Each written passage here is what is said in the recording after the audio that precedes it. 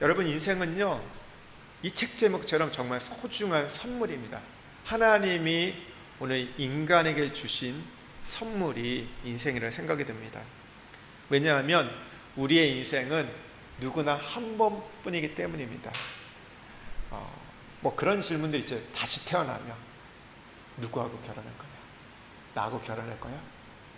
어떻게 하시겠어요? 다시 태어나면? 아니요. 권사님은 다시 태어나면? 생각 안 해보셨어요? 예. 근데 사실 별 의미가 없는 질문이죠. 다시 태어나면. 다시 태어날 사람이 없거든요. 우리는 환생하지 않습니다. 우리 인생은 윤회가 아니잖아요. 우린 시작이 있고 끝이 있는 한 번뿐인 인생. 그래서 참 너무나 소중한 인생이라는 거죠. 우리가 인생을 살아가면서 한 번뿐인 인생이기 때문에 뭐 과정 속에서는 실패가 있을 수 있지만 결론은 실패해서는 안 됩니다. 그렇잖아요. 그러니까 중간에 뭐 하다 보면 못할 수도 있어요. 실수할 수 있고 흔들릴 수도 있지만, 근데 끝은 어때요? 끝자락은 반드시 성공해야 되는 것이 우리의 인생입니다. 왜요? 한 번뿐이기 때문에. 그 마지막에 그 결론을 우리가 실패하면 그거에 대해서 우리가 그거에 대한 합당한 또 이제 심판을 받기 때문에. 근데 그 인생을 우리가 성공하면 그에 합당한 또한 우리가 하나님께 상급을 받기 때문에 한 번뿐인 인생 너무나 소중한 것 같습니다. 우리가 호흡하고 심장이 뜨는 것도 인생이고, 흥미진진한 앞날이 있고 새로 만날 사람이 더 많은 것도 인생입니다. 그래서요, 오늘 이 솔로몬 전도자는요, 인생을 도전으로, 모험으로 우리에게 가르치려고 합니다. 삶이란 그저 따분하고 그저 그런 인생, 그냥 탄식하고 주저하며 살아가는, 마치 뭐 다람쥐 쳇바퀴처럼 살아가는 인생이 아니라 용기 있게 부딪힐 만한 것이 우리의 인생이고, 쓸모있고 귀중하게 사용할 것이 우리의 인생이라고 오늘 우리에게 말하고 있습니다. 뭐 우리 인생 어떻게 될지 아는 분 아무도 없죠. 지금의 인생을 돌아봐도 내가 지금 이 자리에 있을 거라고 여러분 예측했던 분이 누가 있었겠습니까? 그리고 내가 지금까지 있을 거라고 그렇게 생각하셨던 분들이 얼마나 있을까요? 우리는 당장 내일도 아닌 한 치 앞도 모르는 게 우리의 인생입니다. 그렇지 않습니까? 그러니까 예측할 수 없는 것이 우리의 인생이다 보니까 사람들이 주눅이 들기도 하고요, 때로는 막연한, 무엇보다 두려움에 사로잡히는 경우가 참 많은 것 같아요. 참 지친다, 힘들다, 앞날 알지 못하는데 어떻게 살아갈까, 이런 것들. 특별히 이 사업을 하는 분들은 더 그렇지 않을까 생각이 들어요. 그래도 직장을 다니는 분들은 꼬박꼬박 월급이 나오잖아요. 근데 회사가 뭐 망하면 그래도 뭐 부도나면 같이 끝나지만, 그래도 대부분 그냥 매달 꼬박꼬박 월급이 들어오는데, 사업하는 분들은 어떻게 해요? 한순간이에요. 한순간에 그게 막힐 수도 있어요. 그러니까 잘 나가다도 뭐 하나 문제가 되면, 뭐 보니까 최근에 보니까 그 백종원 씨에서 되게 잘 나가는 것처럼 보이다가 최근에 뭐 햄 하나 잘못해가지고 완전 확 이게 나락으로, 이게 그렇잖아요. 다 이유가 있다고 하는데도 이게 설득이 안 되는 거예요. 그러다 보니까 굉장히 공격을 당하고 어려움을 당하는 것들, 뭐 그것 때문에 망하진 않지만 굉장히 어려움들. 누가 그렇게 될 걸 알고 있었어요? 설 선물로 이렇게 내놨던 거 했는데 어떤 건지 아시죠? 햄 세트 냈는데 우리가 시중에 파는 것보다 이게 더 비싸다 해가지고, 그러니까 그것 때문에 사람들이 이제 화딱지가 나가지고 막 이렇게 공격을 해가지고 더본인가요? 그 주식이 확 떨어졌대요. 많이 떨어졌대요. 햄 하나 잘못 내가지고. 햄은 진짜 일부분이거든요. 얼마나 많은 수십 개의 그 식당들이 있잖아요. 근데 햄은 그냥 설 선물을 냈는데 그거 하나 지금 잘못해가지고 전체가 영향을 받는. 누가 그럴 거라고 알겠어요? 이거 해서 더 잘 될 걸 생각했는데 오히려 이렇게 반대로 결과가 나왔다는 것들. 참 그러다 보니까 뭐 하기가 두려워요. 어떻게 보면요. 참 이렇게 보면 그래서 겁이 나지고 그래서 멈칫거리는 것들이 우리의 삶일 수도 있습니다. 그런데 우리가 이 알 수 없는 인생이요, 하나님의 시각에서, 하나님의 관점에서 보면 어떨까요? 반대일 수 있다는 거예요. 우리가 정확하게 알 수 없기 때문에 오히려 설레는 마음으로 내일을 준비할 수 있다는 겁니다. 모든 걸 알면 뭐예요? 안정적이지만 그러나 별로 흥미가 없어요. 지루해요. 여러분, 여행을 왜 갑니까? 알아서 가네요. 뭐 좋은 것들은 계속해서 반복해 가지만 새로운 것들을 향해서 가요. 그러니까 예전에 보니까 어떤 분들이 뭐 동남아는 이제 다 끝났어요. 그러니까 어디를 가요? 유럽을 가요. 유럽을 가봤어요. 그럴 때 어떻게 해요? 남미를 가시더라고요. 남미를 가보니까 어디 가요? 이제는 아프리카를 갔어요. 그 다음에 어디 갈까요? 이제 남극과 북극을 가시더라고요. 새로운 곳을 향해서, 새로운 것을, 남이 가보지 않았던 것들에서 흥분이 있는 거예요. 기대감이 있던 거예요. 내가 경험하지 못했던 것들을 설레는 마음으로 도전하는 거. 그러니까 그래서 여행하는 것 같아요. 그러니까 요즘에 그 여행 유튜버들이 참 많잖아요. 유튜버들이 많은데 저도 가끔 제가 재미있어해서 보는 것들이 있는데, 그 유튜버들 보면요, 그냥 어떻게 보면 안정적이고 아기자기하고 막 그런 것들, 뭐 좋은 데 가서 보여주는 것들을 이 사람들이 보기도 하는데요. 근데 요즘은 좀 추세가 뭐냐면 그런 것보다 남이 가지 않았던 것들 있잖아요.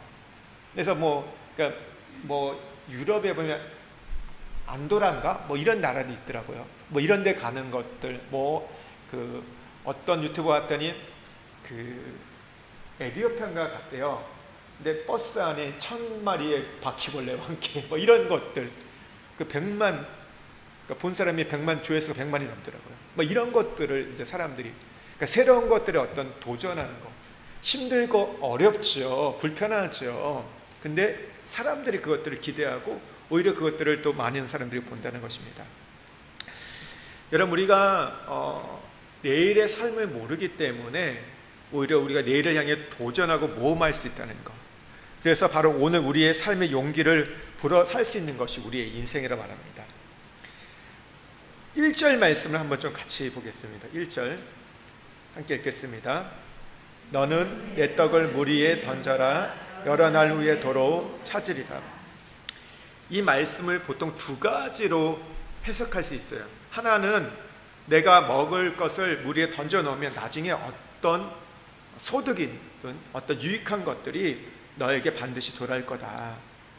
그러니까 물 위에 떡을 던진다는 것은요, 다른 말로 표현하면 선을 행하고 구제를 베푼다는 거예요. 그러니까 창고에만 저장하지 않고 다른 사람에게 나누다 보면 언젠가 이 보답을 받게 될 거다. 이것이 좋은 것으로 너에게 돌아오게 될 거라고 해석하는 게 있고, 또 하나의 관점은요, 무역선을 운행하는 상인의 관점에서 볼 수 있습니다. 저는 오늘 이 두 번째 관점에서 이 말씀을 좀 접근해 보려고요. 첫 번째 관점은 지난번에 한번 나눈 적이 있었고, 두 번째 관점인데요, 여러분, 무역선에 잔뜩 실은 곡물과 상품을 다 팔기까지는요 하루아침에 되지 않습니다. 수십일, 수개월이 걸립니다. 그런데 오래 참고 수고하고 땀 흘리면요 풍성한 결실을 맺을 수 있죠. 우리 여기 말라카 해협이 있죠. 말라카 해협 아세요? 네, 저기 수마트라하고 말레이시아 그쪽이 말라카 해협인데, 여기가 1600년 이후에 굉장히 거기가 치열한 이제 장소였다고 합니다.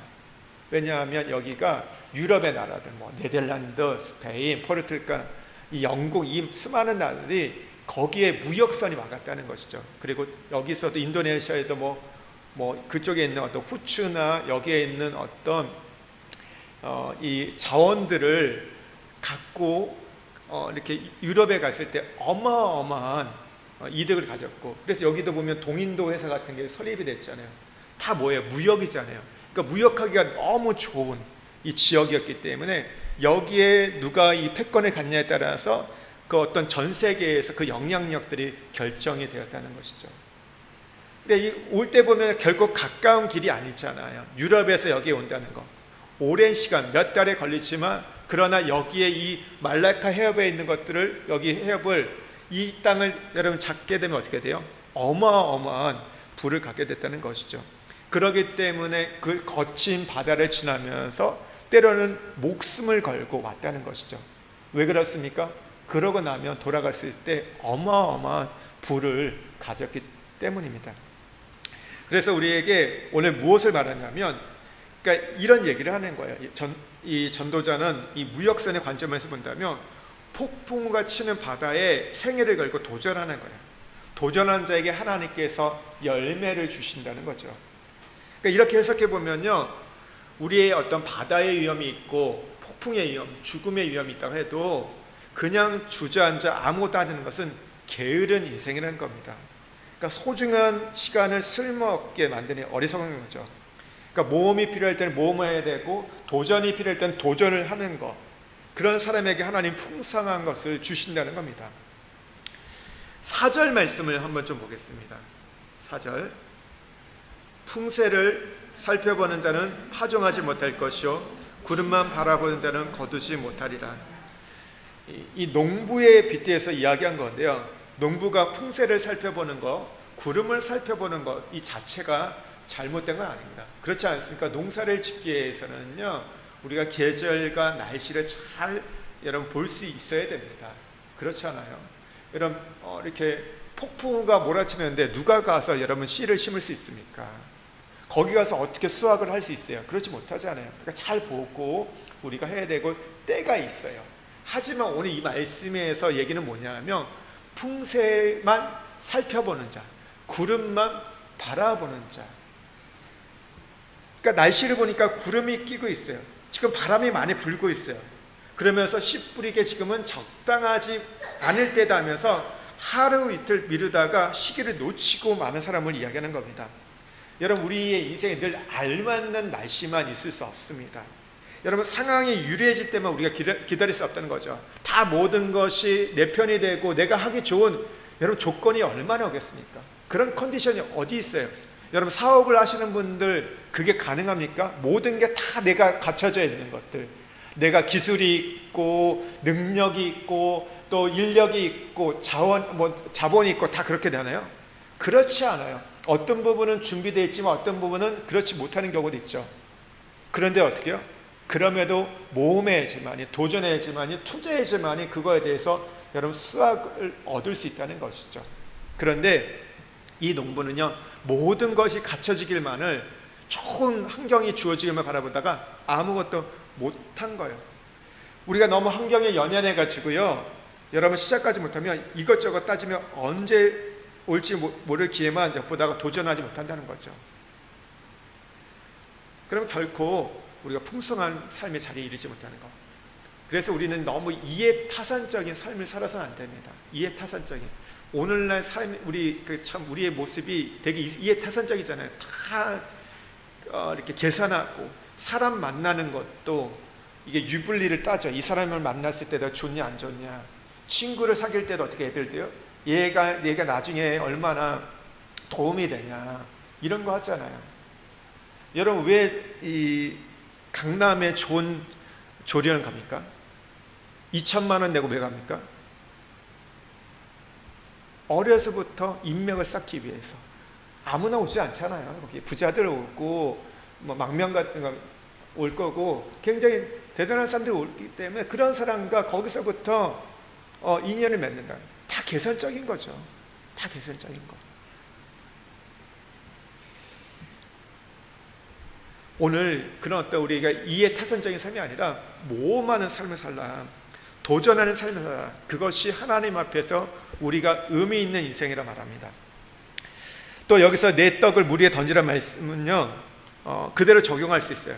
그러니까 남을 도와줄 때 내가 도와주면 저 사람이 나중에 나를 얼마나 도와줄까, 그런 생각하지 말고 그냥 도와주라는 거예요. 앞뒤 너무 따지지 말고, 이렇게 하라는 겁니다. 그러니까 남이 어려우면 그냥 도와주는 거예요. 어려우니까 도와주는 거죠. 뭘 내가 받기 위해서 도와주는 게 아닙니다. 그건 이미 내가 계산한 거잖아요. 그 돕는 게 아니라 거래인 거죠. 그러니까 이게 포장대사인데 거래를 도움이라고 생각하면 안 돼요. 도움은 도움 그냥 자체로 가야 돼요. 도움은 뭐예요? 죽어도 내가 아무것도 안 받을 수 있는 거예요. 그 도움 자체로 내가 그냥 그것만 그냥 받아들이고 그것을 인정하는 거죠. 여러분, 우리가 바다를 건너야 하는 모험이 필요할 때 이것저것 재면 출발하지 못합니다. 우리가 어떤 풍요와 이득을 이런 모험의 경위를 경험하면서 도전할 때 도전해야 한다는 거죠. 결단할 때 결단하고 해야 할 때 해야 할 일을 미루지 말는 것들이 필요하다는 거죠. 히말라야 산맥에 이 날새며 집지을이라는 이름을 가진 새 이야기가 전해진다고 합니다. 날새며 집지을이. 이게 어떤 새냐면요, 이런 거예요. 이렇게 히말라야가 춥잖아요. 낮에도 춥지만 밤이 되면 얼마나 춥겠습니까? 강추위가 몰려오면 이 새는 이리저리 방황하기 시작한다고 합니다. 왜냐하면 집이 없어서. 근데 추위에 떨며 우는 소리가 꼭 날새면 집지으리처럼 들린다고 해요. 내가 낮에 집을 짓지 않아가지고 이렇게 밤에 추위에 떠는구나 하면서 운대요. 그런데 이렇게 우는 것도 잠깐이라고 합니다. 밤에는 울지만 아침이 찾아오며 햇빛이 뜨기 시작하면 얼었던 몸이 풀리면서 지난날 이 밤새 그 추위를 다 잊어버린다는 거예요. 다시 신나게 날개짓하면서 이것저것 날아다니면서 집 짓는 것을 새까맣게 잃어버린다고 합니다. 하지만 그 기쁨도 잠시, 또 저녁이 되면 밤이 되면 그 추위에 또 웃는 거예요. 날새면 집지으리, 날새면 집지으리. 그러니까 참으로 어리석고 불쌍한 새잖아요. 그런데 어쩌면 이게 우리의 인생이라는 거죠. 힘들고 어려울 때는 여러 다진 각오를 되새겨요. 우리 신앙에서도 그렇잖아요. 어렵고 힘들 때 보면 하나님 이것만 해주시면 제가 이렇게 하겠습니다, 이렇게 하겠습니다 막 하다가도 조금 낮으면 어때요? 언제 그러냐 하면서 뒤돌아서는 게 우리의 모습이 아닙니까? 그러니까 우리에게 오죽하면 작심삼일이란가. 작심삼일 진짜 우리 잘하죠. 저도 그런 것 같아요. 내가 이거 안 먹으리라, 나는 다이어트 하리라 그러면서 오늘만 먹고, 근데 오늘이 또 뭐예요? 또 내일도 오늘이에요. 그 다음 날도 오늘인 거.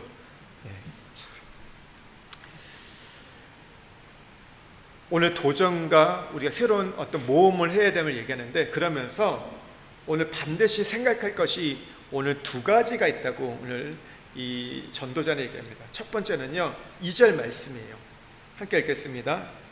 7에게나 8에게 나눠 줄지어다. 무슨 재앙이 땅에 임하는지 내가 알지 못하니라. 우리가 모험을 하는데 먼저 생각할 게 뭐냐면 리스크를 생각해야 한다는 거예요. 위험 요소가 있음을, 어떤 부정적인 게 있는 것들을 먼저 살펴보라는 것이죠. 우리가 미래에 대해서 다 예측할 수 없지만 근데 일어날 수 있는 일들에서 예상할 수 있는 부분이 있잖아요. 근데 그 일들의 위험을 염두하고 준비하면서 대비할 수 있어야 한다는 것이죠. 우리가 도전한다는 것이 도박하는 건 아닙니다. 그러니까 도박은 행운을 잡겠다는 욕심에서, 탐욕에서 여러분 시작되는 거잖아요. 이른바 잭팟 터지듯 우리가 어떤 대박을 터뜨리기 쉽니. 정직한 어떤 도전, 땀 흘린 도전이 아닌 것은요, 일거에 일확천금을 얻겠다는 이런 도전은요, 이것은 네이클로바를 얻는 것과 같다고 합니다. 여러분 어렸을 때 이 토끼뿔 한번 찾아보셨어요? 네이클로바 찾으면 그거 책갈피에 끼고 이렇게 코팅해가지고 갖고 다니셨던, 해보셨어요? 저도 어렸을 때 네이클로바 많이 찾아봤던 것 같아요. 근데 네이클로바의 꽃말이 행운이라고 합니다. 그래서 네이클로바를 행운이라 하죠. 근데 세이클로바는요, 행복이래요. 그러니까 대부분 보면 그 토끼풀 보면 세이클로바가 대부분이잖아요. 그래서 정말 어쩌다가 네이클로바 하나 나오는데, 근데 우리는 어떤 걸 찾아요? 세이클로바는 잘 안 봐요. 별로 중요하지 않아요. 뭐가 중요해요? 네이클로바. 그러니까 우리의 심리가요, 행복보다는요, 일상의 행복보다는 행운을 더 바란다는 것이죠. 더 열광한다는 거예요. 손에 잡히지 않는 행운을 찾는 혈안이 되어 있는 것이 우리의 인생이라는 거죠. 땀과 눈물로 가꾸는 행복은 아랑가지 않고요, 소박한 삶 대신 쪽박으로 끝나기 쉬운 대박을 찾아 헤매는 사람들이 너무나 많습니다. 여러분, 가정의 행복이요, 하루아침에 우리에게 올까요? 사실 그렇지 않아요. 그렇게 오지 않습니다. 그냥 일상의 삶 속에서 마치 이 세이끄럼을 찾는 것처럼 하나하나 찾아가면서 만들어지는 것이 가정의 행복입니다. 근데 우리는 무슨 생각을 많이 하면요, 가정에 갈등이 있고 어려움이 있을 때 이게 하루아침에 바뀌어지기를 바라겠어요. 우리가 기도하는 심리도 그런 게 있어요. 기도했을 때 남편이 뒤집어지기를. 요즘에는 많이 하지 않지만 뭐 여기 자카르타에도 있긴 있다고 하더라고요. 아버지 학교 아세요? 한국에서는 굉장히 이게 유행했었죠. 그러니까 2000년대 굉장히 가정회복 이게 학교로 해가지고 굉장히 유행을 했어요. 이게 교회에서만 한 게 아니라 일반 단체에서도 뭐 군부대에서도 하고 막 진짜 많이 했어요. 그러니까 거의 많은 아버지들이 했어요. 근데 이 아버지 학교를 갈 때 아버지들이 자원해서 가는 경우는 거의 없습니다. 어떻게 가는지 아세요? 어떻게? 이 회비가 10만 원이었어요. 5주 하는데 10만 원이거든요. 그러니까 지금도 그럴 것 같은데 예전에 20년 전 뭐 그때도 10만 원이면 결코 작은 금액이 아니에요. 이 아내들이 아버지 학교를 한다면 먼저 회비를 낸대요. 10만 원을 딱 내면요, 이 남편들이 다 안 한다고 하는데, 처음에 안 한다고 하다가 나중에 가면 돈이 아까워가지고 억지로 간대요. 근데 가면 이 아내들이 왜 보내냐면 거기서 이제 그걸 받거든요. 뭐 첫째 주에 뭐 아버지의 영향력, 뭐 가장에 대해서 뭐 아내에 대해서 어떻게 뭐 이런 얘기를 하고, 4주째 가면 이런 게 있어요. 그 가족들 초대해가지고 4주째는 아내인가 뭐 제가 조금 헷갈리는데 뭐 편지 쓰는 것도 있고요. 또 그리고 발 씻겨준 게 있어요, 아내들. 그러면요 다 울어요. 아내도 울고 남편도 울고 내가 미안하다고 잘못했다 막 울어요. 이게 분위기가 그럴 수밖에 없어요. 거의 열의 9은 다 그래요. 그러니까 이거 한 번 때문에 보내는 거예요, 아내들이. 내 남편이 내 말을 시켜준다. 그러니까 30대가 가진 않잖아요. 40대 초반도 별로 안 가고, 누가 가요? 50대, 60대. 생각해 보세요. 그 50대, 60대 된 남편이 내 말을 시켜주고 있다 생각해 보세요. 그리고 막 뭐 사랑한다, 미안한다 이런 편지를 써준다 생각해 보세요. 그게 너무 좋은 거예요. 그래서 그걸 끝나고 나면 남편들이 변화될 것도 굉장히 기대해요. 근데 어떻게 될까요? 5주가 지나고 나면 이전과 같으리. 그러니까 예전과 같이 돌아가는 거예요. 조금은 변했죠. 하루아침에 바뀌진 않아요. 그것이 계속해서 갈 때 어느 날 바뀌게 되는 것이지 하루아침에. 그러니까 우리는 그런 어떻게 보면 도박 심리가 우리 안에 있어요. 사람의 변화에 대해서도 우리의 신앙에 대해서도. 근데 그렇지 않다는 것이죠. 여러분, 오늘 이 솔로몬요, 로또의 당첨처럼 갑자기 행운을 얻을 수 있을지 모르는 것에 투자라는 말이 아닙니다. 오늘 감수할 위험과 피할 위험을 분간할 줄 알아야 한다는 거죠. 그러면서 이미 그러니까 우리가 예측하는 거죠. 일어날 수 있는 어떤 어려움에 대해서 예측하고 그것을 현명하게 우리가 그것을 지혜롭게 대처할 수 있는 것들을 준비하라고 얘기합니다. 또 두 번째 우리가 해야 할 일이 있는데 6절의 말씀입니다. 한번 같이 읽겠습니다. 이것이 잘 되는지 6절 말씀 읽겠습니다. 너는 아침에 씨를 뿌리고 저녁에 손을 놓지 말라. 이것이 잘 되는지 저것이 잘 되는지 혹 둘이 잘 되는지 알지 못함이니라. 그러니까 도전하는 사람은, 모험한 사람은 긍정적인 가능성도 볼 수 있어야 한다는 거죠. 그러니까 어떤 예견된 위험에 대비하고 무모한 도전을 삼가는 것도 중요하지만 긍정적인 꿈을 가지고 가능성을 가지고 달려가는 것도 중요하다는 거죠.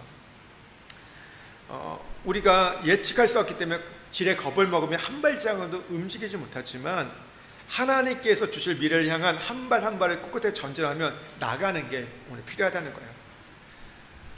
믿음의 조상 아브라함 얘기할 때 가장 많이 한 게 뭐예요? 갈 바를 알지 못하고 갔다. 갈 바를 알지 못하고 말씀을 쫓아갔다고 얘기하고 있어요. 아브라함이 어디에 갈지 하나님 종착지를 다 알려주지 않았어요. 한 스텝 한 스텝 그가 깨달을 수 있는 만큼, 그가 이해하고 갈 수 있는 만큼 한 발자국씩 한 발자국씩 하나님이 인도해 갔다는 것이죠. 오늘 그런 가능성을 보는 거예요. 여러분, 하나님이 우리를 인도해 가실 때요, 다 한꺼번에 보여주지 않으세요. 조금씩 조금씩. 그래서 내 발의 등이요 내 길의 빛이라고 하잖아요. 등이에요. 이 앞에만 보여주시는 거예요. 그러면서 이끌어 가시는 것들. 여러분, 그래서 그런 우리가 어떤 기대감을 갖고 설레는 마음으로 가져야 한다는 것이죠. 근데 이게 무턱대고 가는 게 아니라 오늘 신앙인들에게는 어떤 거야? 하나님이 가라고 한 곳을 향해서 하나님 주신 약속을 따라 간다는 겁니다. 그러면서 우리가 도전해야 할 일이 있다고 이야기합니다. 그건 10장에 나오는데요, 10장 2절 말씀을 한번 보겠습니다. 10장 2절이요.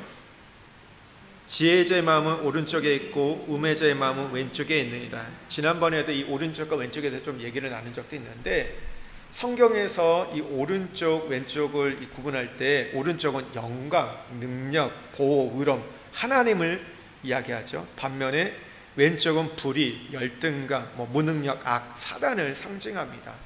시편 16편 8절에도요 다윗이 이렇게 고백해요. 내가 여호와를 항상 내 앞에 모시며 그가 나의 오른쪽에 계심으로 내가 흔들리지 아니하리로다. 그가 나의 오른쪽에 계심으로 내가 흔들리지 아니하리로다 얘기합니다. 오늘날 우리에게는 오른편 왼편 이렇게 의미가 없어요. 오른손잡이 왼손잡이 별로 의미가 없잖아요. 근데 상징적으로 이 오른편은 진리, 올바른 것을 사모한다는 거예요. 그래서 오늘 이 솔로몬은 우리에게 뭘 말하냐면, 우리가 도전할 때 올바른 편을 선택해야 한다는 겁니다. 그런데 세상 모든 일이요 오른편과 왼편으로 나눠질 수는 없는 것 같아요. 모든 일이 옳고 그름의 문제가 아니기 때문이죠. 이 피터 트러커는요 이런 얘기를 했습니다. 선택과 결정에 대해서 이런 말을 남겼는데요. 결정은 판단이다. 그것은 선택 가능한 여러 가지 중에서 하나를 선택하는 것이다.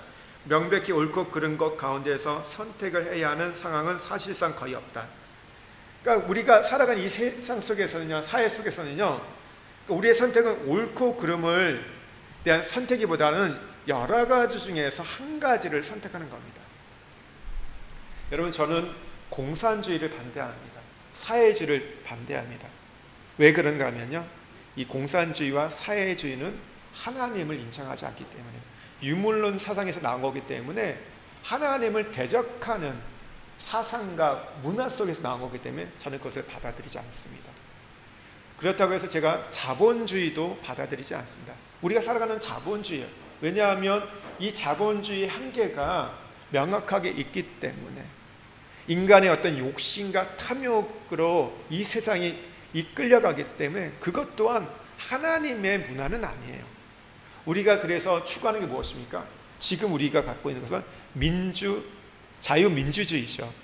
민주자유주의인가요? 자유민주주의인가요? 자유민주주의죠. 자유민주주의라고 하는데, 여러분, 여기 이것을 우리가 선택하는 것은요, 이게 완전해서 선택하는 건 아니에요. 이것이 정말 흠이 없다. 근데 그렇지 않은 것 같아요. 이 안에서 또 많은 문제점이 있습니다. 그런데 뭐예요? 이 여러 가지 중에서 선택한 거죠. 단지 옳고 그름, 이게 완전하다, 불완전하다, 이게 아니라 여러 가지 중에서 우리가 선택해 간다는 것이죠.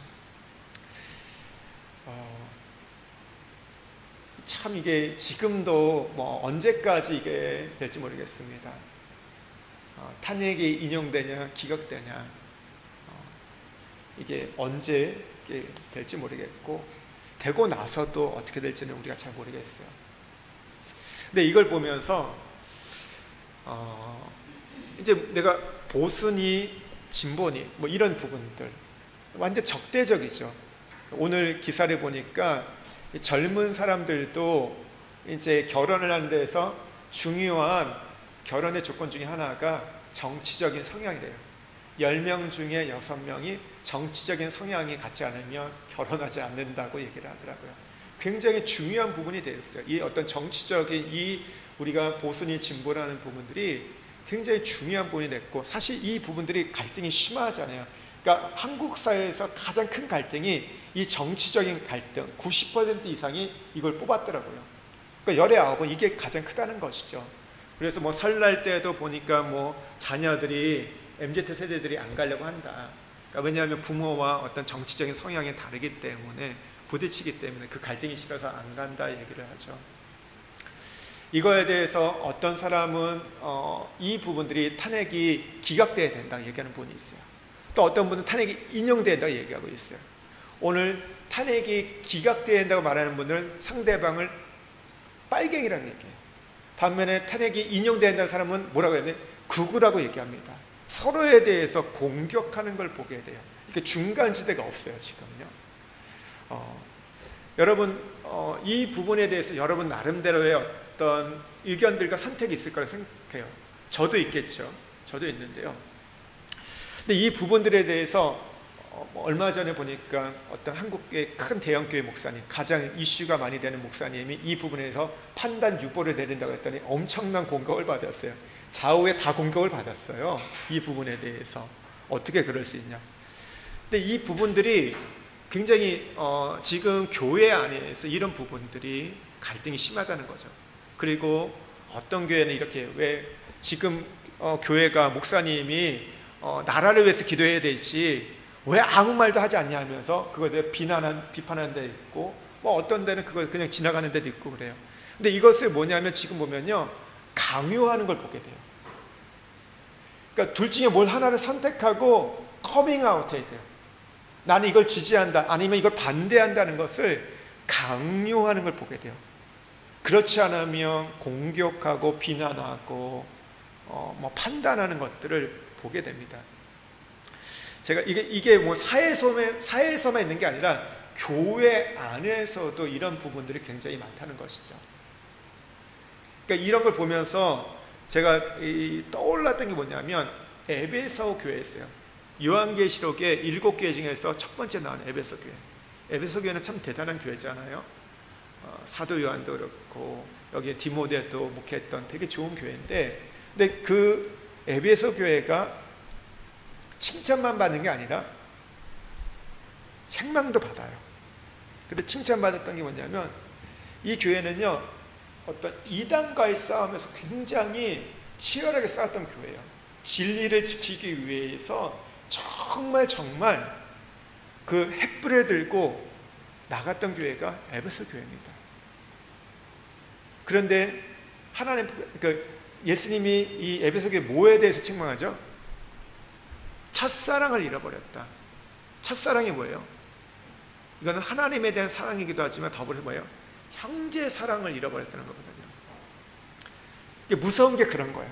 우리가 진리를 너무 외치다 보면 뭐냐면요, 그 진리를 갖고 내 옆에 있는 형제도 여러분 칠 수 있다는 거예요.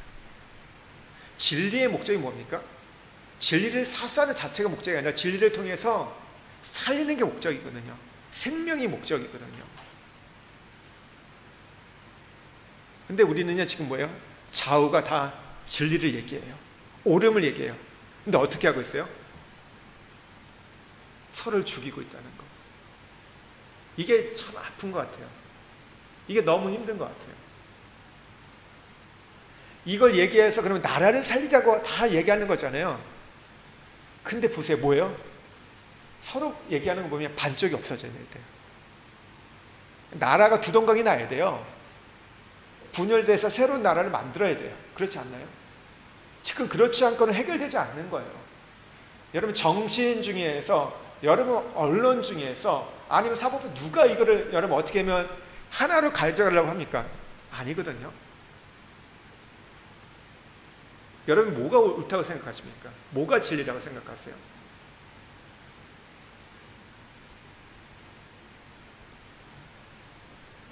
어떤 부분에 옳음이 있을 거예요. 그렇죠? 옳음이 없진 않을 거예요. 있는데 뒤섞여 있다는 거예요. 이 시대가 참 어려운 게 뭐냐면요, 비정상이 정상이 되어가는 시대이기 때문에 진리와 비진리가 이게 혼합되어 있다는 거. 미국도 마찬가지죠. 예전에 경찰국가, 뭐 청교도 그랬지만 여기도 디범벅이 돼 있어요. 그러다 보니까 뭐가 맞는지 모르는 그런 것들. 여러분 보세요. 이게 옳다고 하지만 또 들어가면 그 사람의 또 다른 모습을 보면 그렇지 않은 것들이 있어요. 참 그게 우리의 시대에 어려운 거예요. 옳으냐 그르냐 문제 중요하죠. 이거에 대해서 그냥 상대적으로 이야기는 합니다. 진리는 있습니다. 근데 우리가 하는 부분은요, 옳음과 진리보다는 어떤 하나의 선택의 부분이 더 많다는 거. 근데 그 선택 속에서 옳음을 택하는 경우도 있겠죠. 저는 그랬으면 좋겠어요. 이 부분에 대해서 어느 쪽이 어떻게 결론 내는지 모르겠지만 우리가 가장 가질 것은 하나님의 큰 섭리를 먼저 볼 수 있어야 되고 그 가운데서 함께 가야 되는 거죠. 함께 갈 수 있는 부분들. 거짓과는 함께 가지 못하겠죠. 하지만 여러분 그 사람들이 누구예요? 집에서 보면 남편인 경우도 있잖아요. 남편하고 끝내시겠어요? 이혼하시겠어요? 자식들 달라요. 그러면 그냥 더 이상 우린 가족이 아니다 이렇게 하겠어요? 아니죠. 그 부분들을 차이가 있겠죠. 근데 그것을 극복해 갈 수 있도록. 근데 그거는요, 여러분 정치적인 견해를 갖고는 되지 않아요. 뭐로 될까요? 우리가 예수 그리스도로만 될 수 있어요. 그러니까 이게 정치적인 어떤 사상과 이론을 보면요, 이거는 서로가 그 평행선이에요. 만날 수 없어요.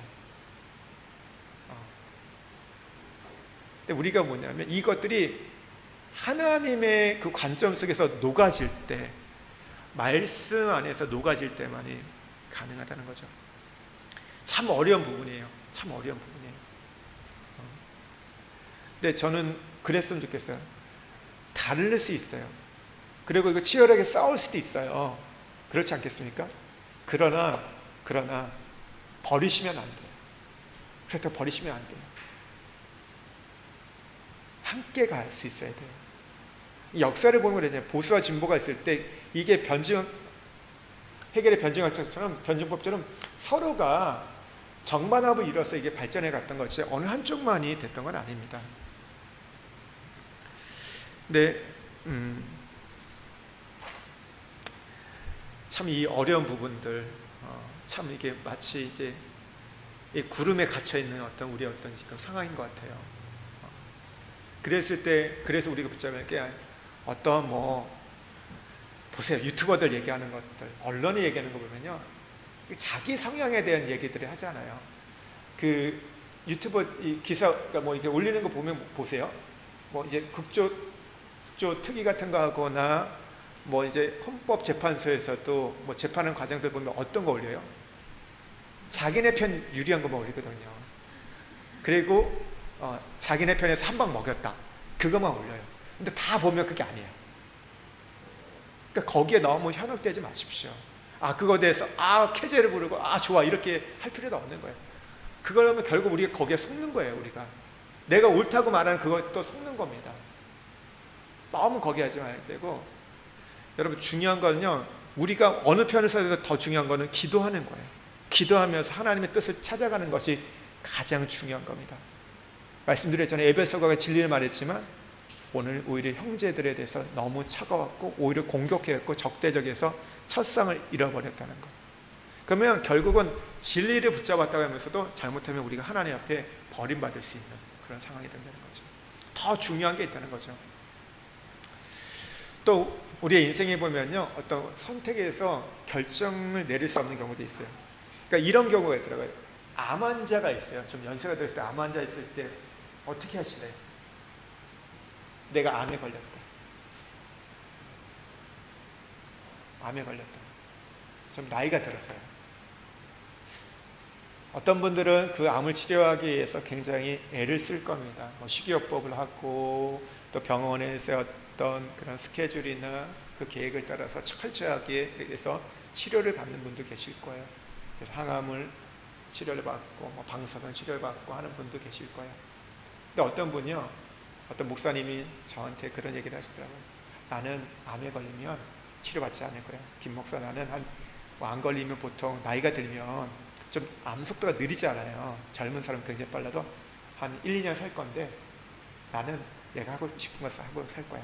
먹고 싶은 거 먹을 거고 가고 싶은 거 갈 거야. 그래고 진짜 가족들하고 그냥 행복하게 지내다가 하나님 부르시면 갈 거야. 여러분 어떤 게 옳다고 생각하세요?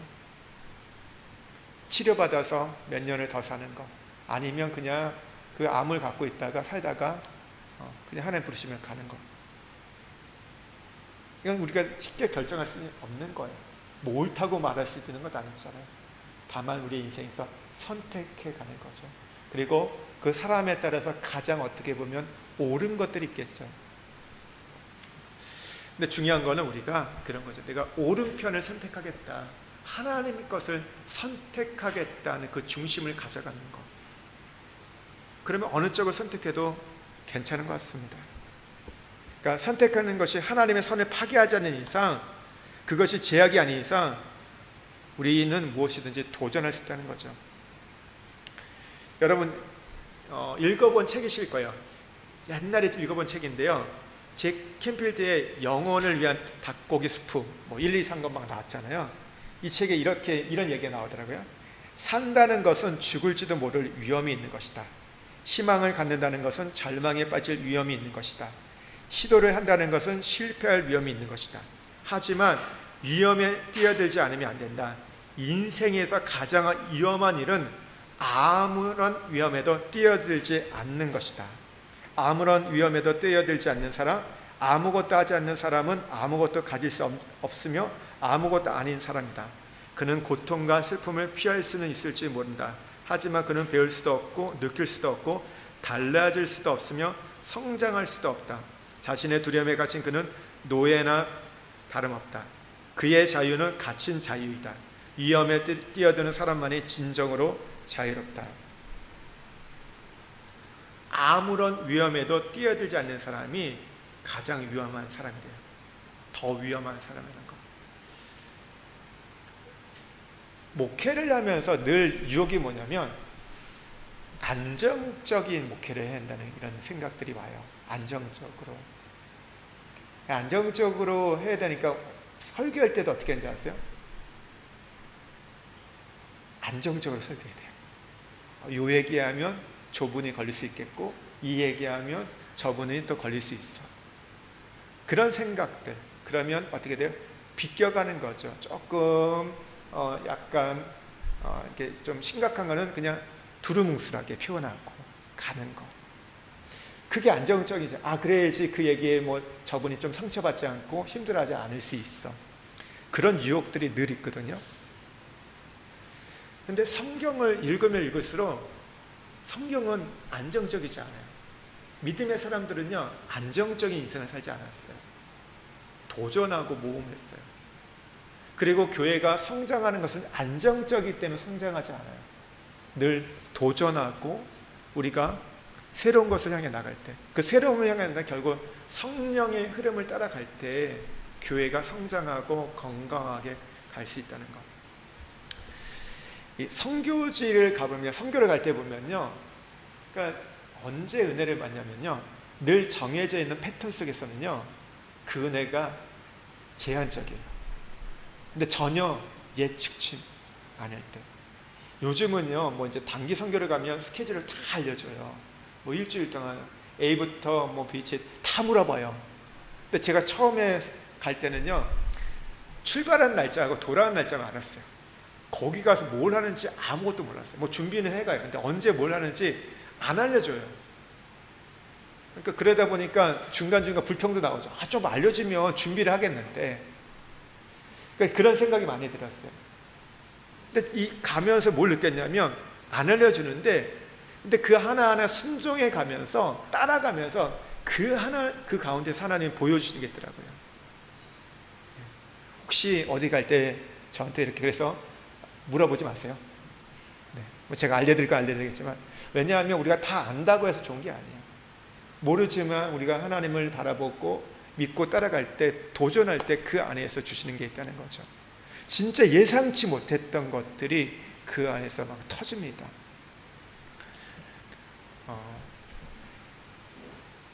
여러분, 성장하는 나라들, 발전하는 나라는 어떤 나라입니까? 도전했던 나라잖아요. 모험했던 나라. 우리가 바로 옆에 있는 싱가포르만 보십시오. 1960년대 70년대에도 가장 못 살았던 나라가 싱가포르예요. 싱가포르가 발랐던 게 뭐예요?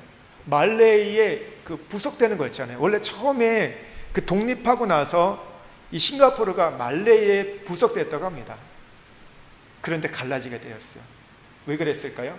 이 말레이의 어떤 법과 이 싱가포르의 법이 조금 달랐어요. 그러니까 말레이는 말레이 사람들을 좀 우선한 게 있었는데 싱가포르는 뭐예요? 화교들을 좀 우선히 했단 말이에요. 그러니까 본인들은 싱가포르는 붙어 살기를 원했는데, 붙어 생존하고 싶었는데 어떻게? 말레이에서 잘라버렸단 말이에요. 우리는 같이 못해. 그러니까 법으로 이게 나눠버렸어요. 그러니까 그때만 해도 리카뉴 같은 경우도 말레이에게 붙어 살아야지만이 우리가 살 수 있다고 생각했죠. 강국들이 있다 보니까요. 주변에 강국들이 있으니까요. 근데 그게 어떻게 돼요? 오히려 싱가포르를 발전하는 새로운 것들을 모험하고 뭐 교육이나 이런 부분에 투자하게 됐고, 좀 어떻게 보면 약간 독재도 있었지만 이 나라가 지금 정말 이 동남아시아에서 가장 강한 나라, 강석으로 세워질 수 있었던 그 이유가 거기 있었다는 거죠. 안정을 추구했다면, 그냥 말레이에만 빌붙어 있었다면 그러지 못했을 거예요. 그런데 거기서 떨어지고 나갔을 때 거기서부터 새로운 어떤 무역과 금융과 그런 모든 일들이 그 안에서 이루어지면서 갔다는 거죠. 나라도 그런데 여러분, 우리의 인생도 그렇다는 거죠. 그래서 오늘 우리에게 한 가지 이제 더 요청하는 게 이런 게 있어요. 6절에 보면요, 너는 아침에 씨를 뿌리고 저녁에도 손을 놓지 말라. 이거는 이제 모험하는 도전하는 사람의 자세와 태도를 얘기하는데요. 그러니까 우리가 일찍 일어나는 새가 뭐 먹이를 더 먹는다는 속담 있잖아요.